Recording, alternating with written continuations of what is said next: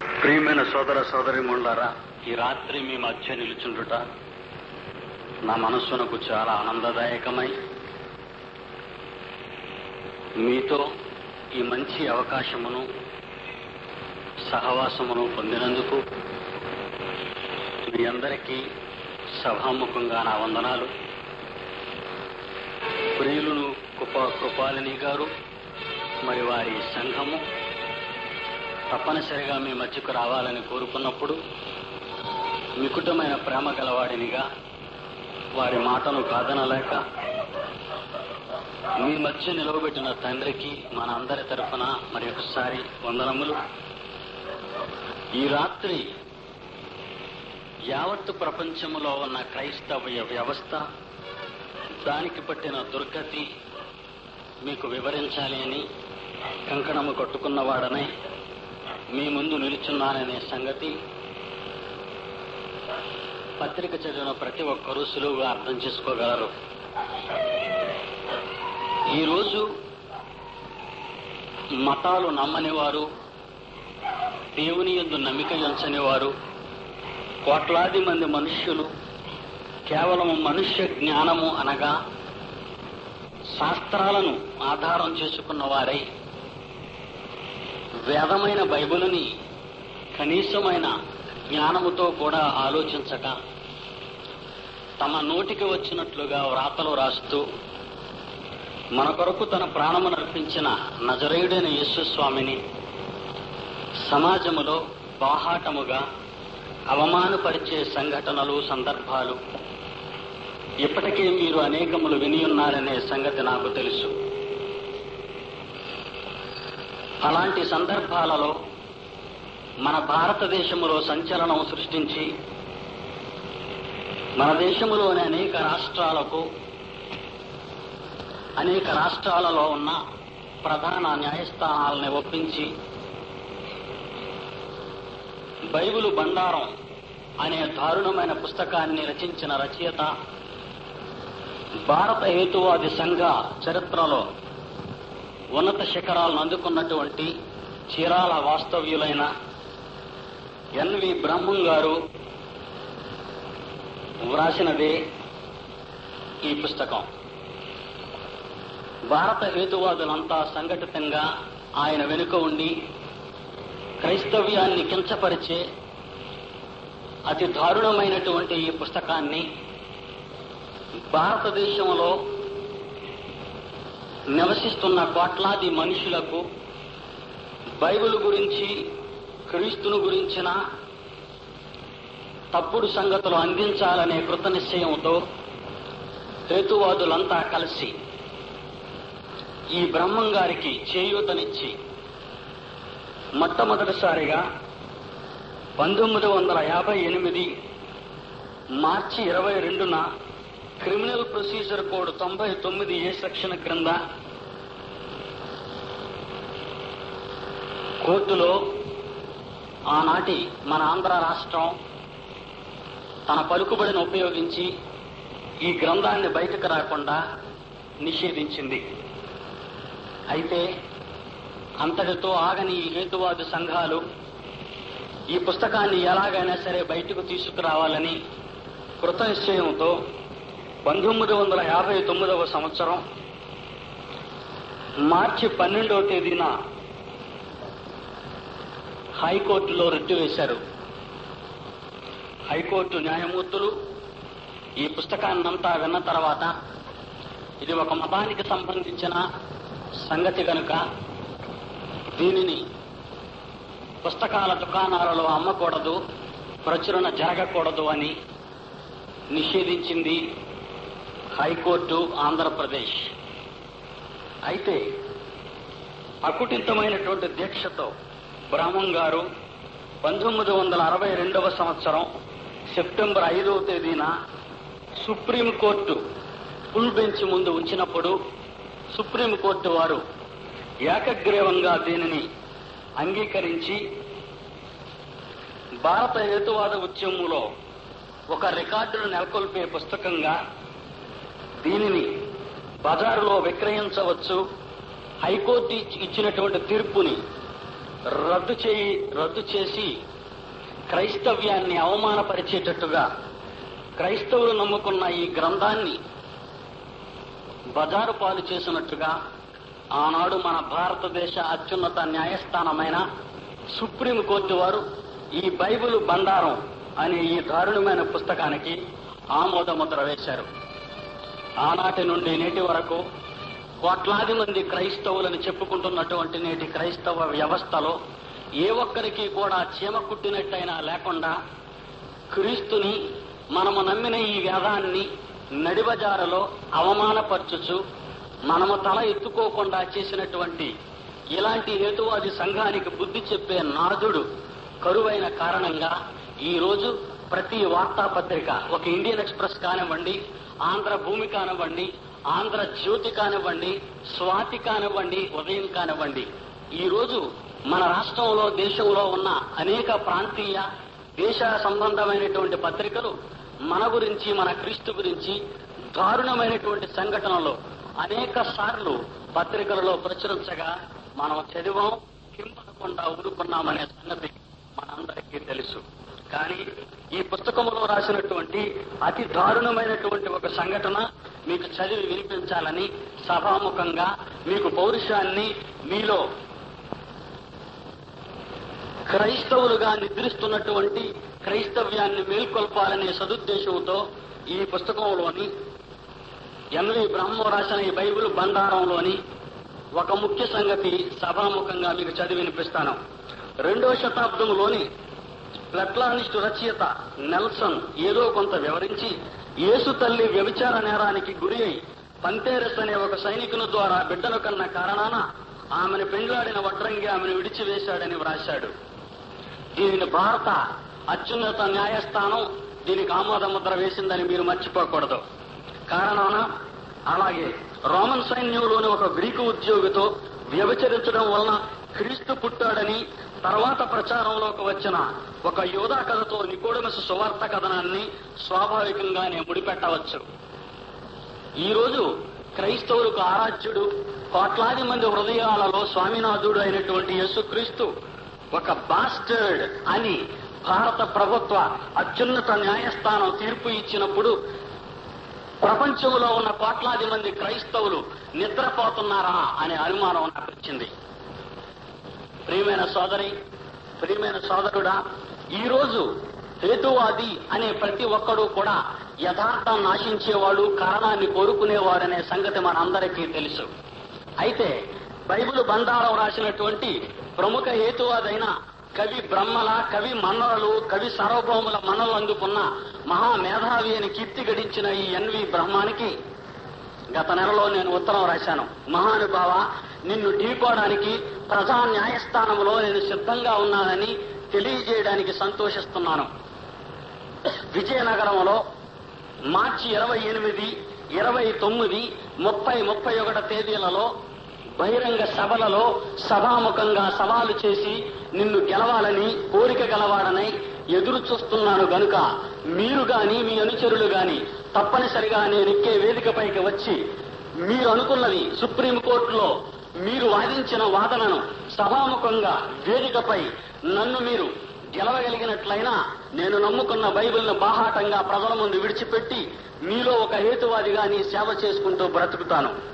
లేని ఎడల నీవు సభాముఖంగా అందరి మధ్య యేసుక్రీస్తుని రక్షకునిగా అంగీకరించి నాతో పాటు ప్రతి గ్రామానికి, ప్రతి పట్టణానికి సువార్తకు తిరగాలి. ఇది మన ఇద్దరి మధ్య ఉన్న వడంబడి. కానీ ఆయనకు లెటర్ పంపించాను. అయితే ఆయన దానికి ఉత్తరం ఏమీ నాకు రాయలేదు ఇప్పటి వరకు. కానీ సభా వేదిక మీదకు వస్తాడేమో అని ఆశపడ్డాను. విజయనగరంలో ప్రతి మూల కూడా మారుమోగించారు. హేతువాదులు ఎవరైనా తప్పనిసరిగా వచ్చి నిలవచ్చని.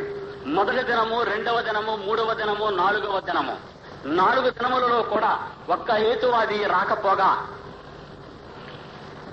ఆ సభలలో నన్ను బైబిల్ ముట్టకుండా చేయాలనే ఉద్దేశం హేతువాదులు ఎవరికైనా ఉన్న ఎడల రావచ్చనే నా సవాలు చూసిన అనేక మంది లేక పత్రికల వాళ్ళు, వీడు తప్పనిసరిగా బైబిల్ విడిచిపెడతాడు, సుప్రీంకోర్టునే గెలవగలిగిన ఎన్వి బ్రహ్మం, ఆఫ్టర్ ఆల్ ఆయన వయసులో సగము కూడా లేదు వీడిని ఆయన ఎందుకు గెలవలేడు అనే అభిప్రాయాన్ని చాలా మంది ప్రజలలోనూ పత్రికల వాళ్ళలోనూ కలిగింది.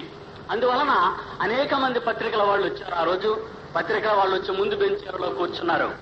అయితే మొదటి దినము, రెండవ దినము, మూడవ దినము, 4వ దినము, ఈ 4 దినాలలో కూడా మీటింగు సభా ప్రారంభంలోనే హేతువాదులు ఎవరైనా ఉన్నట్లయితే బైబిల్ బండారంపై నాతో వాదించడానికి సిద్ధంగా ఉన్నాను అని నేను సవాలు చేసినప్పుడు ఒక్కరు కూడా రాలేదు. అందువలన పత్రికల వాళ్ళు వారి పత్రికలో ఏం ప్రకటించారో నేను చదివి మీకు వినిపిస్తాను, దయచేసి వినండి. ఆదివారం ఏప్రిల్ 2 పత్రికలో ఈనాడులో పడినటువంటి వార్త నేను చదివి వినిపిస్తాను, మీరు వినాలి. ఆదివారం 2 ఏప్రిల్ 1989, ఈనాడు విజయనగరం. బైబిల్ బండారంపై సుందర్రావు విమర్శ. Vizianagaram April 1 news today. Bible బండారం అనే పుస్తకంలో హేతువాది శ్రీ ఎన్వి బ్రహ్మ రాసిన అంశాలను హేతువాదులు ఎవరైనా సరే ముందుకు వచ్చి నిరూపిస్తే తానిక బైబిల్ ముట్టనని Visakha NH5 Bible college director Shri PD Sundarrao సవాలు విసిరారు. జిల్లా క్రైస్తవ యువజన సమాఖ్య ఆధ్వర్యంలో ఈ నెల 28 నుండి 31 వరకు పాత కలెక్టర్ కార్యాలయం వద్ద జరిగిన ఐక్య క్రైస్తవ సువార్త మహాసభల్లో ఆయన బైబిల్ గురించి ప్రసంగించారు. 1958లో ప్రచురితమైన బైబిల్ బండారం పుస్తకాన్ని రాష్ట్ర ప్రభుత్వం, ఆ తర్వాత రాష్ట్ర హైకోర్టు నిషేధించాయి. కానీ 1962లో సుప్రీంకోర్టు రచయితకు అనుకూలంగా తీర్పు ఇవ్వడంతో అప్పటి నుండి పుస్తకాన్ని బజారులో విక్రయిస్తున్నారు. అయితే నెల రోజుల క్రితమే ఈ పుస్తకం గురించి తమకు తెలిసిందని రచయిత కానీ హేతువాదులు కానీ తాను నిలబడ్డ వేదికపైకి వచ్చి తమ వాదనలను నిరూపించుకోవాలని అన్నారు. అయితే అటువంటి హేతువాదులు ఎవరూ వేదికపైకి రాకపోవడంతో బైబిల్ విశిష్టతను ఆయన వివరించారు. ప్రియమైన క్రైస్తవుడా, చాలా మంది ఈ మధ్య పరివేలలో ఈ పత్రికలు లేక నా పోస్టర్స్ అంటించేటప్పుడు మనం క్రైస్తవులం కదా, మనకి సవాలేటు అని అన్నారట. అంటే మీకు పౌరుషం లేదన్నమాట, మనం సవాలు చేయకూడదన్నమాట. వారు ఏమన్నా నోరు మూసుకొని కిమ్మనకుండా ఊరుకోవలసిందే అన్నమాట. తెలియకన్నారని నేను అనుకుంటున్నాను. బహుశా ప్రపంచంలో ఈనాటికి ఈ భారతదేశ చరిత్రలో బైబిల్ పట్టుకొని సవాలు చేసే వాడిని మీరు చూడకపోవచ్చు. కానీ ఈ వేదిక కనిపిస్తున్నవాడు కేవలం క్రైస్తవుడు, ఒక బైబిల్ నమ్మినటువంటి వాడు, మనుష్యుడు. అనగా మానవునిలో ఎలాంటి అభిప్రాయాలు లేక పెద్ద చిన్న తారతమ్యాలు లేకపోయినా దీనిని పట్టుకున్న ప్రతివాడు ఈ ప్రపంచంలో జ్ఞానవంతులందరికంటే గొప్పవాడు అనే సంగతిని మీరు మర్చిపోకూడదు. ఇక నేను గుడ్డిగా సవాలు చేశానని మీరు అనుకుంటున్నారేమో నాకు తెలియదు. ఈ బైబిల్ను ఓడించేవాడు దేవుణ్ణి ఓడించేవాడన్నమాట. దేవుణ్ణి ఓడించేవాడు ప్రపంచంలో పుట్టలేడని మీరు మొట్టమొదటగా తెలుసుకోవాలి. అందువలన దేవునిని ఓడించలేని వాడే బైబిల్ను ఓడించలేని వాడు, బైబిల్ను ఓడించలేని వాడే ఈ సుందర్రావును ఓడించలేని వాడు. అందుకే యావత్ భారతదేశంలో హేతువాది సంఘానికి ప్రపంచ చరిత్రలో పేరునిగన్న ప్రపంచ అనేక మంది చరిత్రకారులను సభాముఖంగా సవాలు చేస్తూ, వార్తాపత్రికల్లో సవాలు చేస్తూ, అనేక మంది ఎడిటర్లను, పత్రికా విలేకరులను కూడా సభాముఖంగా మీకేమైనా సత్తా ఉంటే, యేసుక్రీస్తు దేవుని కుమారుడు కాదని నిరూపించగలిగే దమ్ములు ఉంటే తప్పనిసరిగా నన్ను ఎదిరించినట్లయితే నేను ఓడిపోతే మీలోనే కలిసిపోతాను. కాకపోతే మీరంతా క్రైస్తవులుగా మారిపోవాలనేది నా ధ్యేయం. నేను చేస్తున్న భయంకర పోరాటం, నేను సాగిస్తున్న ఈ ప్రపంచంలో ఒక భయంకర సమరం. కనుక ఈ సమరంలో, ఈ మారణ గుండంలో నా ప్రాణాలు ఈ గాలిలో కలిసిపోయినప్పటికీ, నా కళేబరం ఈ మట్టిలో కలిసిపోయినప్పటికీ, ఈ జీవము లేక ఈ వేదము లేక ఈ వాక్యము, ప్రపంచమును శాసించగలిగిన ఈ మహత్తరమైన ఈ వాక్యము, నీ ఆత్మను రక్షించే శక్తి కలిగ ఈ వాక్యము చీకటిలో ఉన్న కోట్లాది మందికి వెలుగుగా మారాలి అంటే ఒక క్రైస్తవుడు కంకణం కట్టుకోవాలి, ఒక క్రైస్తవ కుటుంబం కంకణం కట్టాలి, ఒక సంఘం కంకణం కట్టాలి. యావత్ ప్రపంచంలో ఉన్న క్రైస్తవులంతా పిడికిలి బిగించాలి. ప్రియమైన సోదరి, ప్రియమైన సోదరుడా, అనేకమైన సంగతులు ఈ రాత్రి మీకు చెప్పాలనుకున్నా సమయం సరిపోదు, మనకి కాలం కూడా లేదు. అందువలన ఆయన వేసినటువంటి అసంబద్ధమైన ప్రశ్నలు కొన్ని ఉన్నాయి. అందులో ఒక అమోఘమైన ప్రశ్న నేను చదివి వినిపిస్తాను. ఆ ప్రశ్నకు సమాధానం మీరు చెప్పగలరా? నేను చెప్పాలో మీరు నిర్ణయించండి. బ్రహ్మం గారు అసంబద్ధాలనేటటువంటి ఈ పుస్తకంలో 100 ప్రశ్నలు వేశాడు. 100 ప్రశ్నలకి ఈ ప్రపంచంలో దమ్మున్నవాడు ఎవడైనా వివరించమని ఆయన ఈ పుస్తకాన్ని బజారులో విక్రయించాడు. అందువలన నేను చెప్తాను నీ 100 ప్రశ్నలకు సమాధానాలు అని నేను బ్రహ్మాన్ని సవాలు చేసిన ఈ రోజు వరకు కూడా కిమ్మనకుండా హేతువాదులు ఎవరూ కూడా ముందుకు రాకుండా ఉన్నారు అంటే వాళ్ళ చేతగానితనానికి నిదర్శనమని మీరు గ్రహించాలి. ప్రియులారా, ఆయన వేసిన ప్రశ్నను చదువుతాను, జాగ్రత్తగా వినండి. యేసు రాజ్యము ఎక్కడా అని ప్రశ్నించాడు. నిజంగా బ్రహ్మం బైబిల్ను చాలా బాగా చదివారు. ఆయనలాగా ఈరోజు బైబిల్ చదివిన వారు అరుదు అని నేను ఘంటాపదంగా చెప్పగలను. అందువలన ఈ ప్రశ్నలో ఆయన వేసిన జవాబులు కొన్ని చదువుతాను, మీరే కంగారు పడతారు. యేసు రాజ్యము ఎక్కడా అని ప్రశ్నించిన బ్రహ్మం ఆయనే బైబిల్లో కొన్ని మాటలు రాశాడు. మీ బైబిల్ విప్పి చూడండి.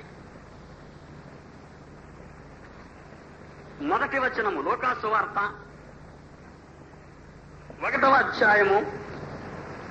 లూకాసు వార్త 1వ అధ్యాయము 32, 33 వచనాలు. లూకాసు వార్త 1వ అధ్యాయము 32, 33 వచనాలు. యేసు గొప్పవాడై సర్వోన్నతుని కుమారుడనబడును. ప్రభు అయిన దేవుడు, ఆయన పుస్తకంలో చదువుతున్నాను, మీరు బైబిల్లో చూడండి ఉందో లేదో. యేసు గొప్పవాడై సర్వోన్నతుని కుమారుడనబడును. ప్రభు అయిన దేవుడు ఆయన తండ్రి అయిన దావీదు సింహాసనమును ఆయనకిచ్చును. ఆయన యాకోబు వంశస్థులను యుగయుగములు ఏలును. ఆయన రాజ్యము అంతము లేనిదయ్యుండును అని లూకాసు వార్త 1:32, 33లో రాయబడింది కదా. మరి యేసు రాజ్యం ఎక్కడా అని అడిగాడు. యేసుక్రీస్తు పుట్టినప్పుడు లూకాసు వార్తలో రాయబడిన ఈ పదం యేసుక్రీస్తుకు అన్వయించేదిగా ఉంది గనుక యేసుక్రీస్తు తన రాజ్యాన్ని ఈ భూమి మీద ఎక్కడ స్థాపించాడు, ఎలా పరిపాలించాడు, ఎక్కడ పరిపాలించుతున్నాడు అని ప్రశ్నించాడు. ఇక 2వ వచనం రాశాడు చూడండి. యోహాను సువార్త 18వ అధ్యాయము 36వ వచనము. యోహాను సువార్త 18వ అధ్యాయము 36వ వచనము. యోహాను సువార్త 18వ అధ్యాయము 36వ వచనము. యేసు నా రాజ్యం ఈ లోక సంబంధమైనది కాదనను. యేసు ప్రభు అంటున్నాడు, నా రాజ్యం ఈ లోక సంబంధమైనది కాదని పిలాతు ముందు చెప్పే మాటను ఇక్కడ రాశాడు. మరి ముందు రాసిన వాక్యానికి వెనక రాసిన వాక్యానికి తేడా అడుగుతున్నాడు ఇప్పుడు మనల్ని క్రైస్తవుల్ని. బైబిల్ చదివిన పాఠకులారా, క్రైస్తవులారా, మీరు సమాధానం చెప్పండి అన్నారు. సమాధానం చెప్పలేని వాళ్ళు ఆ రోజుల్లో లేకపోబట్టే 1962వ సంవత్సరంలో న్యూఢిల్లీ వెళ్లి సుప్రీంకోర్టులో నిలబడ్డానికి ఎవరికి సత్తా లేకపోయింది. ఇక 3వ ప్రశ్న వేస్తున్నాడు చూడండి. యోహాను సువార్త 1వ అధ్యాయం 11వ వచనము. యోహాను సువార్త 1వ అధ్యాయం 11వ వచనము. ఆయన అంటే యేసు తన స్వకీయుల యుద్ధకు వచ్చెను, యూదుల దగ్గరకు. ఆయన స్వకీయులు ఆయన అంగీకరింపలేదు. యేసుక్రీస్తు తన స్వకీయుల దగ్గరికి వచ్చాడని, తన స్వకీయులు అతన్ని అంగీకరించలేదని బ్రహ్మంగారు అన్నారు. నా రాజ్యము ఈ లోక సంబంధమైనది కాదని ఆయన అన్నాడు యేసుక్రీస్తు. తీరా ఆయన సొంత వాళ్ళ దగ్గరికి వస్తే వాళ్లే ఈయనను అంగీకరించలేదు అని ఆయనే చెప్పుకున్నాడు. మరి లోకాసు వార్తలో ఆయన రాజ్యము యుగయుగములు ఉంటుంది అన్నాడు.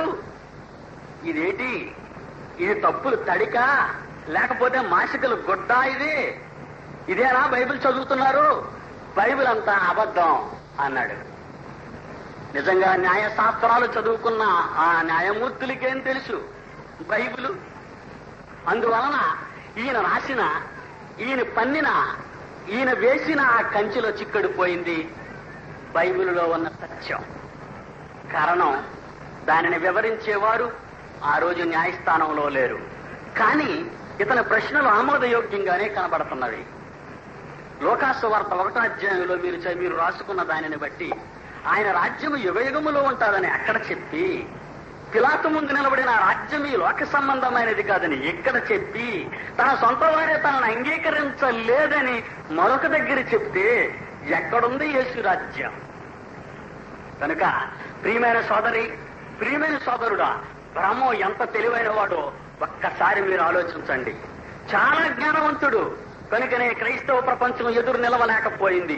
ఈ రోజు మహాప్రసంగికులు అని చెప్పుకున్న వాడు ఒక్కడు కూడా బ్రహ్మాన్ని ఎదిరించడానికి నిలవలేదు. ఈ రోజు నేను చిన్నవాడిని. 1962 సంవత్సరానికే భారత అత్యున్నత న్యాయస్థానము నుండి గెలుపును పొందినటువంటి ఈయన నాకు సమకాలికుడు కాదు. నాకంటే తండ్రులైన వారు, పెద్దలైన వారు, మహామహులు, ముఖ్య ప్రసంగికులు, ప్రపంచాన్ని గడగడలాయించి ఇంత ఉత్తమోత్తములు భక్తులు ఉంటుండగా నేను ఏమాత్రపు వాడినో ఒక్కసారి మీరు ఆలోచించండి. ఒక్కరు కూడా ఏమీ మాట్లాడకుండా ఊరుకున్నారు, చీమ కుట్టినట్టయినా లేకుండా. అంటే నేను విన్న మాటలేటో తెలుసా? ఈ మధ్యని పీడి సుందరరావు అనేవాడు ఒకడు లేచాడు, మన ప్రాంతాలకు వచ్చి మన ప్రజలందరినీ కలవరం చేసేస్తున్నాడు. మనం ఎందుకండి దేవుడే చూసుకుంటాడు అనే తప్పుడు మాటలు మాట్లాడుతున్నారని విని నేను నవ్వుకున్నాను. ఎందుకో తెలుసా? దేవుడినంటే దేవుడే చూసుకుంటాడట. మరి ఈయనెందుకు? దేవుడే చూసుకుంటే సువార్తను నువ్వెందుకయ్యా ప్రకటించడం, యేసు ప్రభువుని నమ్మమని? దేవుడే చూసుకుంటే నీవెందుకు ఉద్యోగానికి వెళ్ళడం? దేవుడే చూసుకుంటే నువ్వెందుకు బైబిల్ పట్టడం? నువ్వు బాస్టర్డ్ అంటే నువ్వు భరించగలవా? నిన్ను బాస్టర్డ్ అంటే నువ్వు భరించగలవా? నీ కుమారుడు నీకు పుట్టిన బిడ్డను బాస్టర్డ్ అంటే నువ్వు భరించగలవా? నీ జీవితంలో నీ రక్త సంబంధులను ఎవరైనా, తల్లిని, చెల్లిని, భార్యను, కుమారుడును, కూతురుని ఎవరినన్నా ఇంకొక బీజానికి పుట్టాడు అన్నా భరించలేని నీ ఆవేశం, నీవు నమ్మిన యేసుక్రీస్తుని బాస్టర్డ్ అంటుండగా నువ్వు సహించగలవా క్రైస్తవుడా? అతని మరణం ద్వారా జీవాన్ని సంతరించుకున్నానని చెప్పుకునే నీవు జీవించువాడవు నీవు కాదు, క్రీస్తే నాలో జీవించుతున్నాడని బట్టి పట్టిన వాక్యాలను ఓ మైకులో ఊదే నీవు యేసుక్రీస్తునంటే నీకు పౌరుషం లేదా? యేసుక్రీస్తునంటే నువ్వు అడ్డుకోలేవా? ఎందుకంటున్నావని నిలదీయలేవా? ఎదురు నిలవలేవా? అమాయకుడా, చాలా మంది అదే ఈరోజు అస్తవ్యస్తమైన మాటలతో మాట్లాడేవాడికి కూడా సంకెళ్ళు వేస్తున్నాడు. ఒక్కసారి మీ బైబిల్ విప్పి చూడండి. అపోస్తుల కార్యములు 6వ అధ్యాయము 9వ వచనము. అప్పుడు లిబర్తీలు కనబడిన సమాజములోను, కురేనీయుల సమాజములోను, అలెగ్జాంద్రియుల సమాజములోను, కిలికియ నుండి, ఆసియా నుండి వచ్చిన వారిలోను కొందరు వచ్చి స్టెఫెనుతో తర్కించిరి. కానీ మాటలాడుట యందు అతనికి పరిచిన జ్ఞానమును అతనిని ప్రేరేపించిన ఆత్మను వారు ఎదిరింపలేకపోయిరి. పని కట్టుకుని వచ్చి ఎదిరించారట స్టెఫెన్ని. యేసుక్రీస్తు జీవముగల దేవుని కుమారుడు, లేఖనముల ప్రకారము ఆయన పుట్టాడు, లేఖనముల ప్రకారము మరణించారు, లేఖనముల ప్రకారము మృత్యుంజయుడే లేచాడు అని ఆ రోజు స్టెఫెను ప్రసంగాలను తట్టుకోలేని వీళ్లు స్టెఫెనుకు ఎదురు నిలిచినప్పుడు అనేక మందిని అతడు తర్కించి ఓడించినట్టుగా మీరు బైబిల్లో చూస్తున్నారు. తర్కం వద్దా? తర్కించనవసరం లేదా?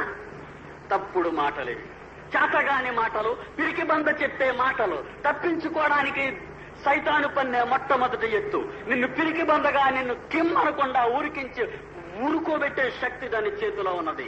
మరలా చూడండి అపోస్తులైన పౌలుని మీ బైబిల్లో. అపోస్తుల కార్యములు 19వ అధ్యాయము, అపోస్తుల కార్యములు 19వ అధ్యాయము 8వ వచనము. అపోస్తుల కార్యములు 19వ అధ్యాయము 8వ వచనము. తరువాత అతడు సమాజ మందిరములోనికి వెళ్లి దేవుని రాజ్యమును గూర్చి తర్కించుచు ఒప్పించుచు ధైర్యముగా 3 నెలలు గడిపెను. చాలా ఇది సవాలు చెయ్యకూడదా? తర్కించకూడదా? ఓడిపోవాలా?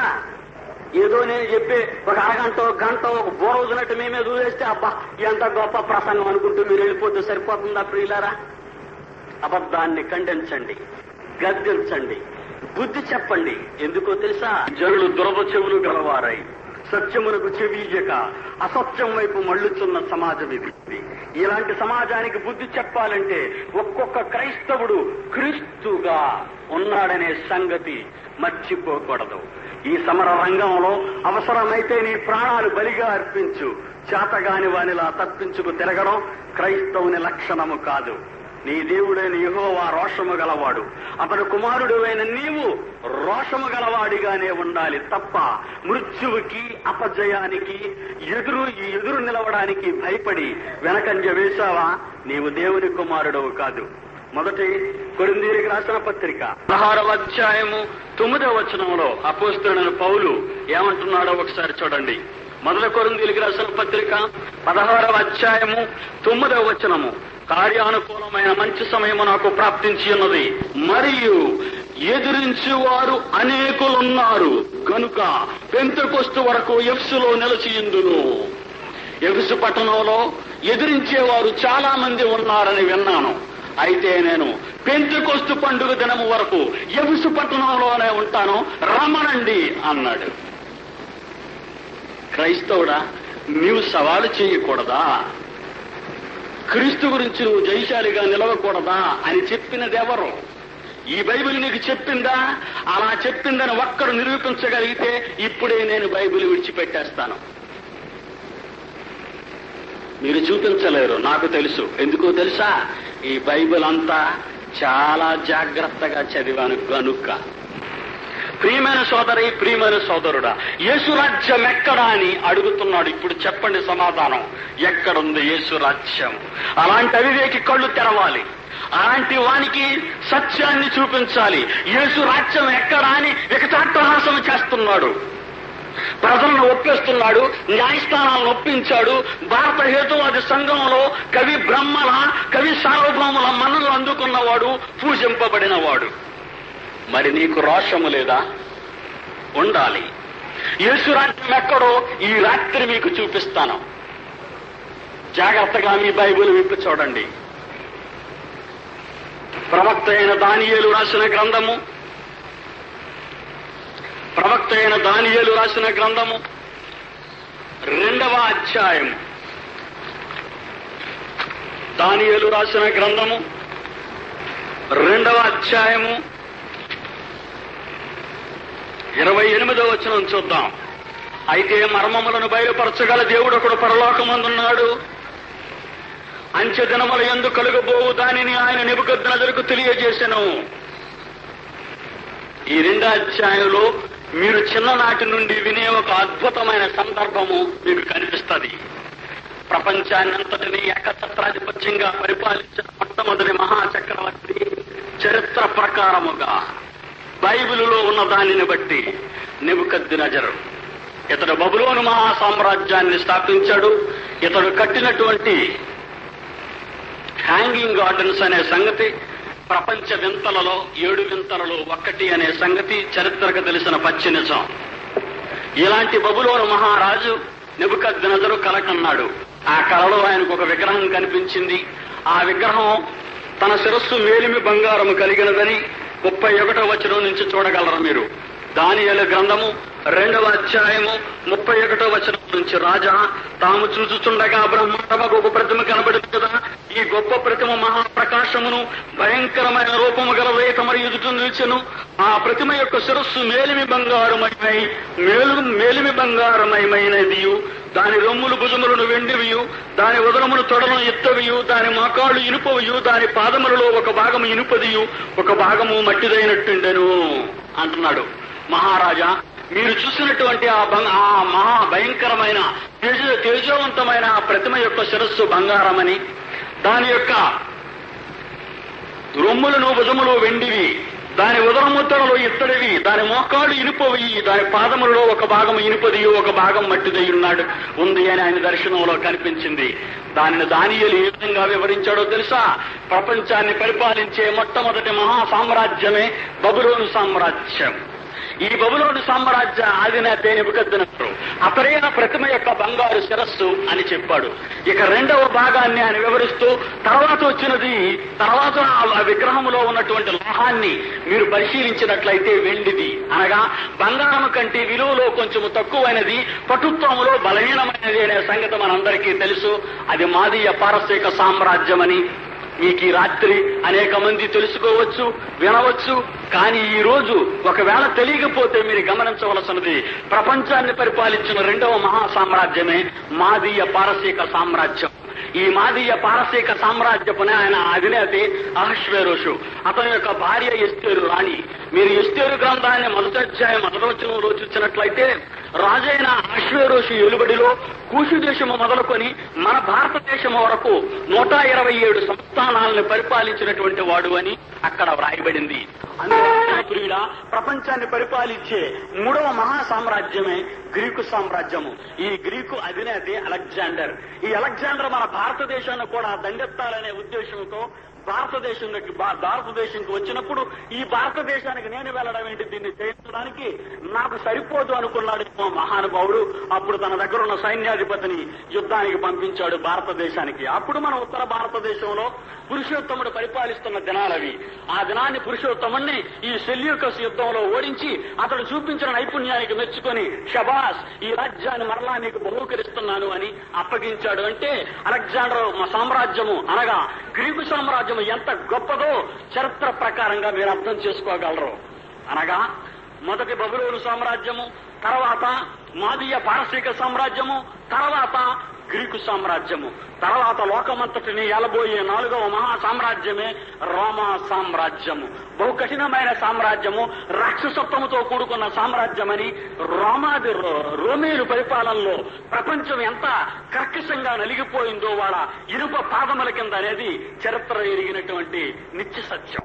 ప్రేమైన సోదరులారా, లూకాసు వార్త 13వ అధ్యాయం మొదటి వచనంలో చూసినట్లయితే మీరు బైబిల్లో యేసుప్రభు అన్న మాటలలో ఒక నిజం మనకి కనబడుతూ ఉంది. రోమీయులు బలులర్పించే ఆచారం వాళ్ళకుంది. అలాంటి రోమా గవర్నర్ గా పిలాతు ఉన్నప్పుడు గలిలయ దేశంలో గలిలయుల్ని బలిగా ఇచ్చాడు అని ఆ వచనంలో మీరు చూడగలరు. లూకాసు వార్త 13:1 వారి బలులతో సహా గలిలయ రక్తాన్ని కూడా, గలిలయలో ఉన్న మనుషులను కూడా వాళ్ళ దేవతలకు బలిగా అర్పించింది రోమా ప్రభుత్వాన్ని మీరు చదవగలరు. అనగా ప్రపంచాన్ని పరిపాలించే 4వ మహా సామ్రాజ్యము అత్యంత రాక్షసత్వముతో కూడుకున్నది అని చరిత్రను అడిగినా చెప్పగలదు. అంతకంటే బైబిల్ రుజువులతో నిరూపించగలదు. ఆ రాజుల కాలములలో 44 దానియేలు గ్రంథము 2వ అధ్యాయం 44వ వచనం చూడండి ప్రియులారా. నెబుకద్నెజరు కనిన కలలో ఈ 4వ మహా సామ్రాజ్యాలు ప్రపంచాన్ని పరిపాలించిన తరువాత 44వ వచనంలో దేవాది దేవుడు కూడా ఈ భూమి మీద ఒక మహా సామ్రాజ్యాన్ని స్థాపిస్తాడు అని క్రీస్తుకు ముందున్నటువంటి దానియేలు ఈ ప్రవచనాన్ని ప్రవచించాడు. నెబుకద్నెజరు కనిన కల యొక్క భావం 44వ వచనం చూద్దాం. ఆ రాజుల కాలములో పరలోకమందున్న దేవుడు ఒక రాజ్యమును స్థాపించను, దానికెన్నటికి నాశనము కలగదు, ఆ రాజ్యము దాన్ని పొందిన వారికే గాని మరెవరికి చెందదు అని ఇక్కడ వ్రాయబడింది. అనగా ఈ ప్రపంచాన్ని పరిపాలించే ఈ 4 మహా సామ్రాజ్యాల తర్వాత రోమా సామ్రాజ్య కాలంలో దేవుడు కూడా తన రాజ్యాన్ని స్థాపిస్తాడు అనే సంగతి మొదటి సామ్రాజ్యాధినేత అయినటువంటి నెబుకద్నెజరు కలలో దేవుడు చూపించిన కళ, దాని భావం. అందువలన ప్రియులారా, దేవుడు రోమా సామ్రాజ్య కాలంలో తన రాజ్యాన్ని స్థాపిస్తాడు అన్నాడు. ఎలా స్థాపిస్తాడు, ఎలా స్థాపించాడు ఒక్కసారి చూడండి. 45వ వచనం దానియేలు గ్రంథం 2వ అధ్యాయం 44 చదివాను. ఇప్పుడు 45 చూడండి. చేతి సహాయం లేక పర్వతము నుండి తీయబడిన ఒక రాయి ఆ ఇనుమును, ఇత్తడిని, మట్టిని, వెండి బంగారమును పగలగొట్టగా తమను చూచితిరే. అందువలన మహాదేవుడు ముందు జరగబోవు దానిని రాజునకు తెలియజేసి ఉన్నాడు. కళ నిశ్చయము, దాని భావము నమ్మదగినదని దానియేలు రాజుతో చెప్పాను. అంతటా రాజు నెబుకద్నెజరు దానియేలుకు సాష్టాంగ నమస్కారం చేసి అతన్ని పూజించి అని ఇక్కడ రాయబడింది. వెంటనే చేతి సహాయం లేక ఒక రాయి ఇచ్చింది చూసారా, అది మహాపర్వతంగా మారిపోయింది. అనగా దేవుడు ఆ రాజుల కాలంలో ఒక మహా సామ్రాజ్యాన్ని స్థాపిస్తాడు అన్నాడు. ఎలా స్థాపించాడు, ఎప్పుడు స్థాపించాడో చెప్పలేకపోతే నీవు హేతువాది బ్రహ్మం, యేసురాజ్యం ఎక్కడా అని మరలా నిన్ను ప్రశ్నిస్తాడు. అందువలన యేసురాజ్యం ఎక్కడుందో ప్రతి క్రైస్తవుడు చూపించాలి. మీరు చూపించకపోబట్టే హేతువాదులు ఎక్కడున్నది ఈ రాజ్యం అని అడుగుతున్నారు. మీరు చదివిన బైబిలే వాళ్ళు చదువుతున్నారు, మీరు చదివిన బైబిల్ సారాంశమే వాళ్ళు నమ్ముతున్నారు. నమ్మిన దానికి సరైన కారణం దొరకకపోగా నిన్ను విమర్శిస్తున్నారు, నిన్ను అవమానిస్తున్నారు. నీవు చదివిన బైబిల్ తప్పంటున్నారు. మిమ్మల్ని రక్షించిన యేసుక్రీస్తు అబద్ధికుడు, పిరికి పంద అంటున్నారు. ప్రియమైన సోదరి, ప్రియమైన సోదరుడా, ఈ కొద్ది నిమిషాలు మీరు పటుత్వం కలిగి ఉండాలి. మీ మనసులు చిరిగిపోయి, మీ హృదయం నలిగిపోయే సంగతులు బైబిల్లో నుంచి ఇప్పుడు బయటికి రాబోతున్నాయి. మీరు చదివినవి, నిత్యము చదువుచున్నవి, ఇంతవరకు మీరు గ్రహించని సంగతులు బైబిలులో ఉన్నవి. ఎక్కడ ఆయన రాజ్యం, ఎక్కడుంది ఆయన రాజ్యం? ఆ రోమా సామ్రాజ్య కాలంలో పుట్టాడు మహానుభావుడు యేసుక్రీస్తు. ఆనాటి ప్రజలందరినీ తన కైవసం చేసుకోవడం ప్రారంభించాడు. తన బోధన చేత ప్రపంచంలో ఆనాటి మొదటి శతాబ్ద కాలంలో ఉన్న ప్రజల హృదయాలను మార్చాలని కంకణం కట్టుకున్నాడు. తన రాజ్య స్థాపన ప్రారంభించే ముందు అతని కంటే 6 మాసాల ముందుగా బాప్తిస్మమిచ్చి యోహాను పుట్టాడు. ఆ యోహాను ఏమంటున్నాడో మీ బైబిల్ ఇప్పి చూడండి. మత్తయి రాసిన సువార్త ప్రతి వాళ్ళు రాసుకోండి, లేక అండర్లైన్ చేసుకోండి, చాలా అవసరం. నేను చెప్పాను అని బయటకు వెళ్ళి మరలా మాట్లాడకండి. బైబిల్ చెప్పింది అని చెప్పండి. వెళ్ళి సుందర్రావు అలా ప్రసంగించాడండి, ఆయన ఏదో కొత్త ప్రసంగం చేస్తున్నాడండి అని మీరు అనకండి. బైబిలే చెప్తుందని బైబిల్ మీద పెట్టండి దాన్ని. అప్పుడు చాలా మధురంగా ఉంటది. చూడండి, మత్తయి సువార్త 3వ అధ్యాయము 1వ వచనం చూద్దాం. బాప్తిస్మిచ్చి యోహాను అన్న మాటలు అక్కడ ఖచ్చితముగా వ్రాయబడ్డాయి. ఆ దినములయందు బాప్తిస్మిచ్చి యోహాను వచ్చి పరలోక రాజ్యము సమీపించుచున్నది అని చెప్పాడు. ఏ దినములివి? సుమారు నేటికి 1989 సంవత్సరములు. అంతే కదండి? అంతే. సుమారు 1989 సంవత్సరముల క్రితం యేసుక్రీస్తుకు ముందు బాప్తిస్మిచ్చి యోహాను వచ్చి పరలోక రాజ్యము సమీపించుచున్నది అని కేక వేశాడు. ఆయన చంపబడ్డాడు. బాప్తిస్మిచ్చి యోహాను తల నరికివేయబడింది.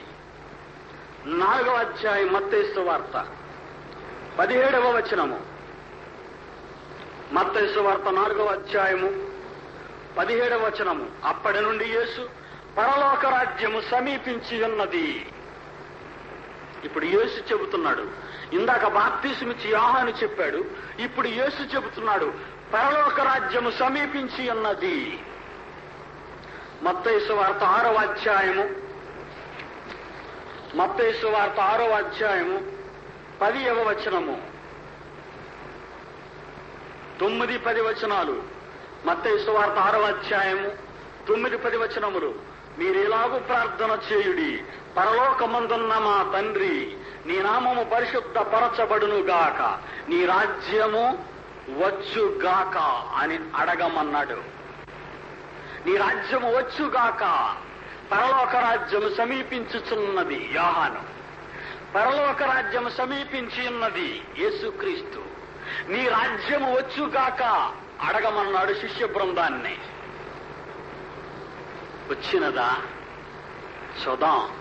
ఇంకా ముందుకెళదాం. మార్కు సువార్త 9వ అధ్యాయము, మార్కు సువార్త 9వ అధ్యాయము 1వ వచనము. మార్కు సువార్త 9వ అధ్యాయము 1వ వచనము. యేసుప్రభు అంటున్నారు, ఇక్కడ నిలిచి ఉన్న వారిలో కొందరు దేవుని రాజ్యము బలముతో వచ్చుట చూచు వరకు మరణము రుచి చూడరని నిశ్చయముగా మీతో చెప్పుచున్నానెను. జాగ్రత్తగా వినాలి. ఇది యేసుక్రీస్తు తన 30వ ఏట పని ప్రారంభించాడు. 33.5 సంవత్సరములు ఉన్నాడు అనే సంగతి మనకు తెలుసు. 3.5 సంవత్సరాల కాలములో, అనగా 1989 నుంచి 30 సంవత్సరాలు తీసేస్తే, 1989లో 30 తీసేస్తే 1959 సంవత్సరాలు, అనగా 1959 సంవత్సరాల క్రితము మాట చదువుతున్నాను ఇప్పుడు నేను మీ ఎదుట. గమనించారా? 1950 ఎంతనానండి? 59 సంవత్సరాల క్రితము మాట నేను చదువుతున్నాను ఇప్పుడు బైబిల్లో. ఆయన ఇక్కడ నిలిచి ఉన్న వారిలో కొందరు దేవుని రాజ్యము బలముతో వచ్చిన చూచు వరకు మరణము రుచి చూడరని నిశ్చయముగా చెప్పుచున్నాను నేను. ప్రియులారా, దేవుని రాజ్యం వచ్చిందా? ఆలోచించాలి. ఇప్పుడు దేవుని రాజ్యము రాకపోతే, దేవుని రాజ్యము ఇంకా రాకపోతే, మొదటి శతాబ్దములో ఉన్న వారు ఈ మాట ప్రకారంగా ఇంకా జీవించి ఉండాలి. మళ్ళా చదువుతాను ఈ మాట. కొందరు దేవుని రాజ్యము బలముతో వచ్చుట చూచు వరకు మరణము రుచి చూడరని నిశ్చయముగా మీతో చెప్పుచున్నాను అన్నాడు యేసుక్రీస్తు. దేవుని రాజ్యం ఈ భూమి మీదకి వస్తుంది. ఈ భూమి మీద దేవుని రాజ్యము స్థాపించబడుతుంది. ఆ రాజుల కాలములో పరలోకమందున్న దేవుడు తన రాజ్యాన్ని స్థాపిస్తాడు అన్నాడు యేసుక్రీస్తు ద్వారా. అందువలన ప్రియులారా, అతడు రాజ్యము స్థాపించాడా లేదా? రాజ్య స్థాపన ఇంకా జరగలేదు అని మీరంటే, మొదటి శతాబ్దంలో ఉన్న అపోస్తలులు, శిష్యులు ఇప్పటి వరకు బ్రతికుండాలి. ఎవరున్నారు? ఆలోచించండి. ప్రతి పాయింట్ ని విప్పకపోబట్టే హేతువాది నోటికొచ్చినట్టుగా కోస్తున్నాడు. మీకు తెలియని సంగతులు అతనికి తెలిసనే ఉప్పొంగిపోతున్నాడు. మీ అందరికీ తెలియదనే ముందుగానే గ్రహించిన తెలివైన వాడు. అందువరకు భారత న్యాయస్థానాన్ని గెలుచుకున్నాడు. ఇప్పుడైనా మీరు గ్రహిస్తారా? అలాంటి వాడి నోరు మూయించాలి. తీతుకు రాసిన మొదటి పత్రిక 11వ వచనము, వారి నోళ్లు మూయింపవలెను, వారి నోళ్లు మూయింపవలెను, అట్టివారు ఉపదేశింపకూడని వాటిని దుర్లాభము కొరకు ఉపదేశించుచు కుటుంబములకు కుటుంబములనే పాడు చేయుచున్నారు. వారి నోళ్లు మూయించాలి. వారి నోళ్లు మూయించాలి అంటే యేసు రాజ్యం ఎక్కడున్నదో మీరు చూపించాలి. హేళన చేస్తున్నాడు. దేవుడట యేసుక్రీస్తుకు తన రాజ్యాన్ని, సింహాసనాన్ని ఇస్తాడట. ఆ రాజ్యం యుగయుగములు ఉంటుందట అని హేళన చేశాడు. తన స్వకీయులే యేసుక్రీస్తును అంగీకరించలేదట. వాడి మొహం ఇంకా వాడికి రాజ్యం ఏంటి అని హేళన చేస్తున్నాడు. నా రాజ్యం ఈ లోక సంబంధమైనది కాదన్నాడు. అంటే ఈ లోకంలోనే లేదట ఆయన రాజ్యం. మరి అలాంటప్పుడు యేసు రాజ్యం ఎక్కడా అని ప్రశ్నించాడు. మరి యేసుక్రీస్తు పలికిన ఈ 3 మాటలకు న్యాయం చేకూర్చే బాధ్యత ఈనాటి క్రైస్తవ్యం మీద ఆధారపడుందని మర్చిపోకండి. ఎక్కడున్నది యేసు రాజ్యం?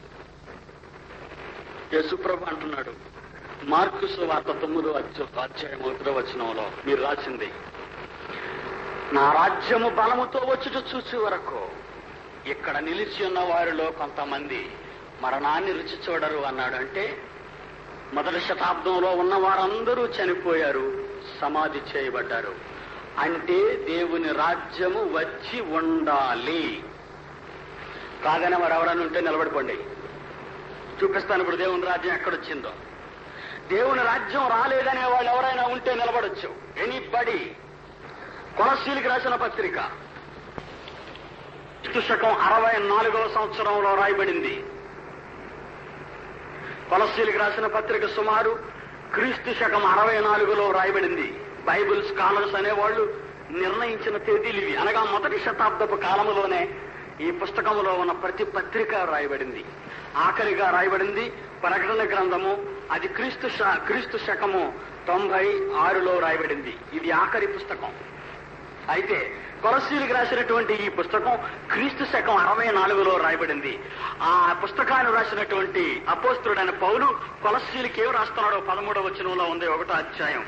ఆయన మనలను అంధకార సంబంధమైన అధికారములో నుండి విడుదల చేసి, ఆయనంటే దేవుడు, మనలనంటే మనల్ని అంధకార సంబంధమైన ఈ లోక అధికారములో నుండి విడుదల చేసి తాను ప్రేమించిన తన కుమారుని యొక్క, అంటే యేసుక్రీస్తు యొక్క, తాను ప్రేమించిన తన కుమారుని యొక్క రాజ్య నివాసులనుగా చేసెను. తాను ప్రేమించిన తన కుమారుని యొక్క రాజ్య నివాసులనుగా చేస్తాడు. లేదు ఇక్కడ, చేసెను అంటే అయిపోయింది అని అర్థం. ఇది కాదనే వాళ్ళు ఎవరైనా ఉంటే మీ బైబిల్లో కాగితం చింపేసి బయటపడేయండి.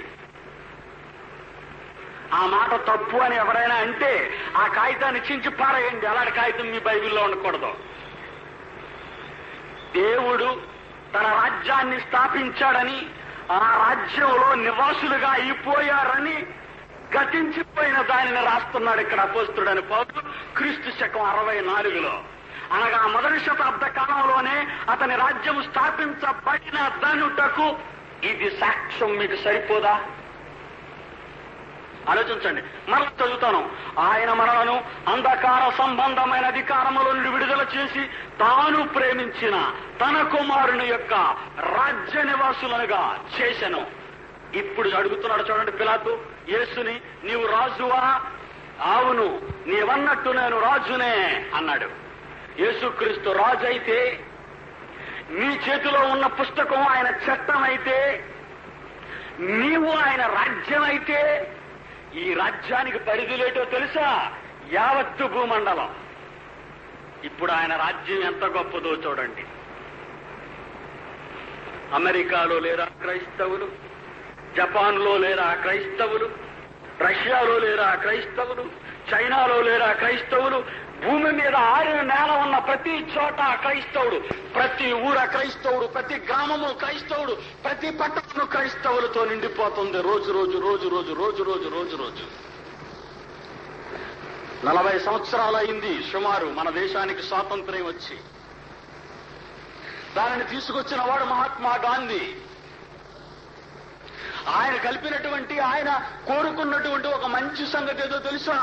ఈ భారతదేశంలో మద్యపానాన్ని నిషేధించాలి. మహాత్ముడు కలనగన్న ఈ స్వాతంత్ర్యాన్ని ఆపాదించి పెట్టి ఈ భారతదేశానికి స్వాతంత్ర్యాన్ని ఇచ్చాడు మహాత్ముడు. అతడు చనిపోయి 40 ఏళ్లు గడిచిన తరువాత అతడు ఆశించిన దీనిని నేటి ప్రభుత్వము, నేటి ఈ భారత రాజ్యాంగము ఇంటింట ప్రతి చోట సారా కొట్టే. ఎక్కడుంది గౌరవం భారతదేశానికి, భారత ప్రజలకి, భారత చట్టానికి? మహాత్ముడు కోరుకున్న దానిని ఈ దేశము గౌరవించనప్పుడు 1989 సంవత్సరాల క్రితము ఎవడో ఒకడు పుట్టాడని, అతడు చెప్పినది నిజమని 1989 సంవత్సరాల ఆయుష్య కలిగి యావత్తు ప్రపంచాన్ని తన మాటలతో, తన ప్రేమలో మారుస్తున్న క్రీస్తు అబద్ధికుడా? కాడు, కాలేడు. చెప్పేవాడే అబద్ధికుడు, చేతగానివాడు. ప్రియమైన సోదరి, ప్రియమైన సోదరుడా, అది అబద్ధమైతే ఇన్ని 100 సంవత్సరాలు నిలుస్తుందా? ఒక్కసారి మీరు ఆలోచించండి. అది అబద్ధమైతే ప్రతిరోజు ప్రతి వ్యక్తి మారిపోతున్నాడు అంటే అది నిజం కాదా? ఈరోజు ప్రపంచ జనాభాలో 115 కోట్ల మంది క్రైస్తవులు అత్యధిక జనాభా కలిగి ప్రపంచంలో ఉన్నారని పత్రికలు చెప్పిన వార్తలు. కానీ క్రీస్తు రాజ్యము అనగా మీరు దినదినము ప్రవర్తమానమై యావత్తు ప్రపంచాన్ని ఆక్రమించుకుంటున్న మహా సువిశాల సామ్రాజ్యముగా మారిపోతుంది. వాళ్ళ రాజు క్రీస్తు, వాళ్ళ చట్టము బైబిలు, వాళ్ళ పొలిమేరలు భారతదేశమే కాదు, యావత్తు దేశాలతో కలుపుకున్న ప్రపంచమంతా. ఆ రాజుల కాలములో దేవుడు ఒక మహా సామ్రాజ్యాన్ని స్థాపించబోతున్నాడు. దానికన్నిటికీ అంతము కలుగదు. అది ముందున్న రాజ్యములన్నిటికంటే ఎంతో ఎంతో ఎంతో గొప్పదై వాళ్ళ దావీదు సింహాసనాన్ని అతనికిస్తాడు. అతడు యుగయుగములు ఏలుతాడనే మాట తప్ప ఈ ప్రపంచ చరిత్రలో ఎంతమంది ఎన్ని 100 సంవత్సరాలు పరిపాలించగలిగారు? ఎవ్వరూ పరిపాలించలేదు. మహా సామ్రాజ్యమైన సువిశాల బబులోను సామ్రాజ్యము 1 వేళ్లతో పెళ్లగింపబడింది. మాదీయ పారసీక సామ్రాజ్యము కాలగర్భంలో కలిసిపోయింది.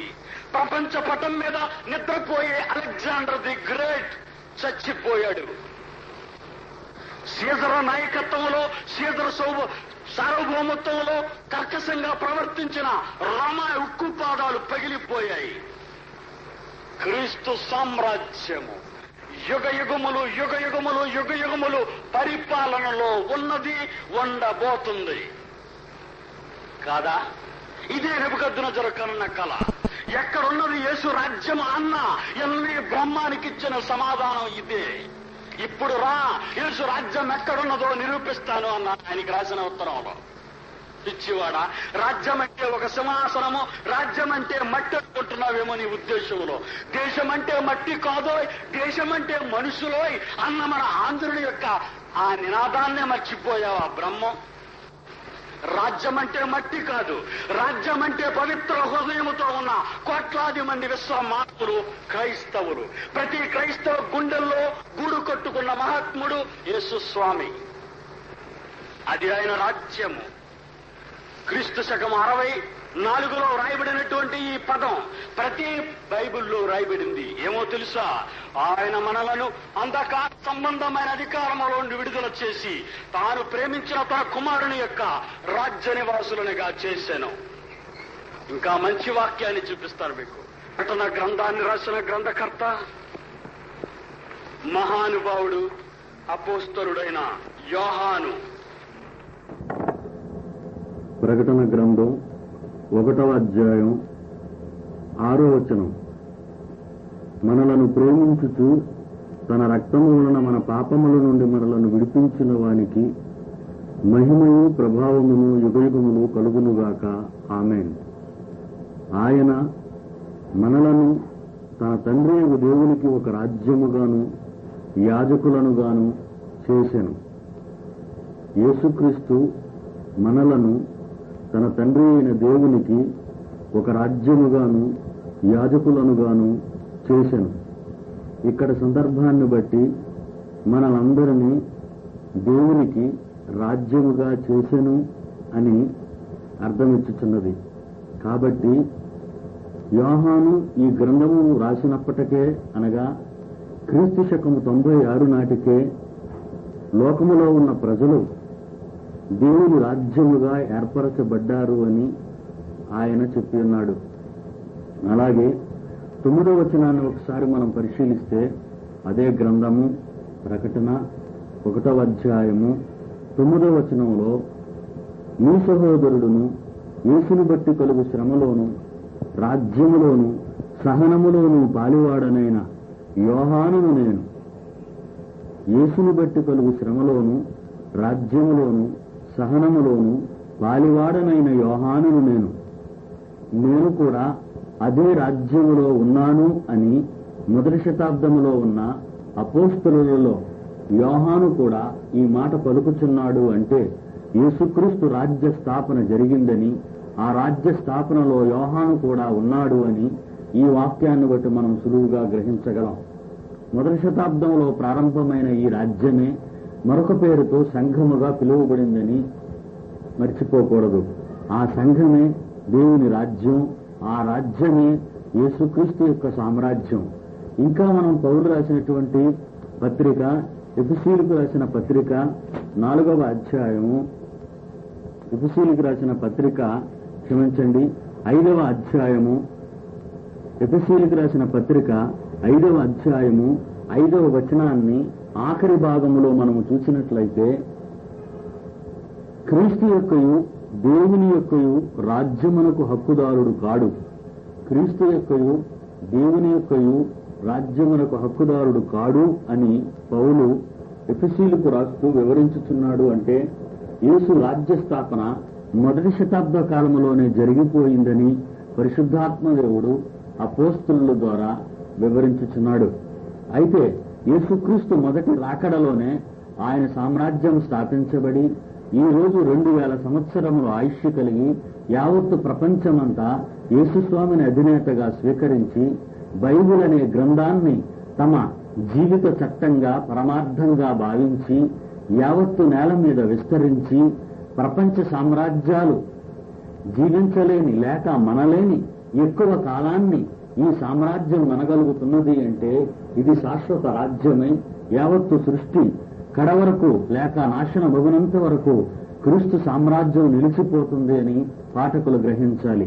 ఆ పిమ్మట లోకము నాశనం అవగానే లోకంలో ఉన్న క్రైస్తవ సామ్రాజ్యము లేక క్రీస్తు సామ్రాజ్యం నశించిపోతుందేమోనని మరొక రకంగా మీరు అనుమాన పడనవసరం లేదు. కారణం పౌలు రాసిన మొదటి కొరింథీయులకు రాసిన పత్రిక, పౌలు రాసిన మొదటి కొరింథీయులకు రాసిన పత్రిక 15వ అధ్యాయము 24వ వచనాన్ని పరిశీలిస్తే, కొరింథీయులకు రాసిన మొదటి పత్రిక 15వ అధ్యాయము 24వ వచనాన్ని పరిశీలిస్తే, అటు తరువాత ఆయన యేసుక్రీస్తు సమస్తమైన ఆధిపత్యమును సమస్తమైన అధికారమును ఈ లోకములో ఉన్న రాజ్యాల బలమును కొట్టివేసి తన తండ్రి అయిన దేవునికి తన రాజ్యాన్ని అప్పగించును. అనగా భూమి మీద ఉన్న క్రీస్తు రాజ్యమే ప్రపంచము నాశనము తరువాత లేక ప్రపంచ నాశనమునకు ముందు తన రాజ్యాన్ని దేవునికి అప్పగించును అని ఇక్కడ వ్రాయబడింది.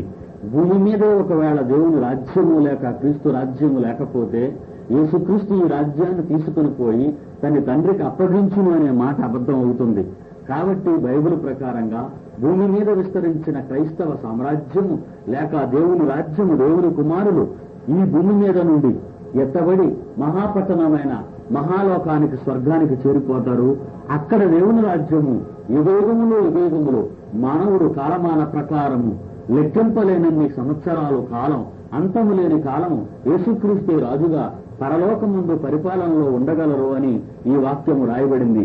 ఇలాగూ భూమి మీద నుండి ఎత్తబడిన ఈ మహా సామ్రాజ్యము తరువాత సృష్టి యొక్క కార్యక్రమాన్ని గాని అదే వచనంలో మనం పరిశీలిస్తే, మొదటి కొరింథీ 15:24 ఆఖరి భాగంలో అప్పుడు అంతము వచ్చును అని వ్రాయబడినది. ప్రపంచ నాశనం అయినప్పటికీ కూడా యేసుక్రీస్తు యొక్క మహా సామ్రాజ్యము యుగయుగములు యుగయుగములు యుగయుగములు నిలుస్తుందనే ప్రవక్తల ప్రవచనాలలోని సారాంశాన్ని ఈ వాక్యాన్ని బట్టి మనం అర్థం చేసుకునగలం. ప్రియమైన సోదర సోదరీమణులారా, వీరబ్రహ్మం లాంటి వారు ప్రకృతిని లేక కృత్రిమంగా చూసి సింహాసనము, కిరీటము, దేశము, ప్రజలు, సైన్యము అనే భావనతో యేసు రాజ్యాన్ని పోల్చాడే తప్ప అసలసిసలైన ఈ మహా సామ్రాజ్యం కోసం దేవుని యొక్క పరిజ్ఞానము లేక తెలివి తక్కువగా మాట్లాడాడని గ్రహించాలి. ప్రపంచాన్ని పరిపాలించాలని అనేక మంది నియంతలు పుట్టిన ఈ గడ్డపై ప్రపంచ పటం మీద నిద్రపోయిన నెపోలియన్, హిట్లర్ లాంటి భయంకరమైనటువంటి దురభిమానం, ప్రపంచ పరిపాలన చేయాలని ఆశతో, స్వార్థంతో కరడగట్టుకుపోయిన రాక్షసత్వంతో ఉండిన అనేక మంది ఈ నేలకు రాలిపోయి తమ సామ్రాజ్యాలు కొద్ది కాలం మాత్రమే నిలిచి పతనావస్థలో దిగజారిపోయి ప్రపంచ హృదయాలలో మరిచిపోయిన దశకు చేరిపోయింది అంటే ఇది మానవ సామ్రాజ్యం. ఎలాంటి సామ్రాజ్యం అనే వీరబ్రహ్మం పొరపాటు పడి క్రీస్తు సామ్రాజ్యాన్ని తీసుకున్నాడు గనుక ప్రజాకోర్టులో ప్రజల ముందు పనికిరాని వానిగా, చేతగాని వానిగా, అసమర్థుడిగా నిలిచి క్రైస్తవ్యానికి మరో విధంగా పరోక్షంగా విజయం చేకూర్చాడని శ్రోతలకు తెలియచేస్తూ ఈ ప్రసంగం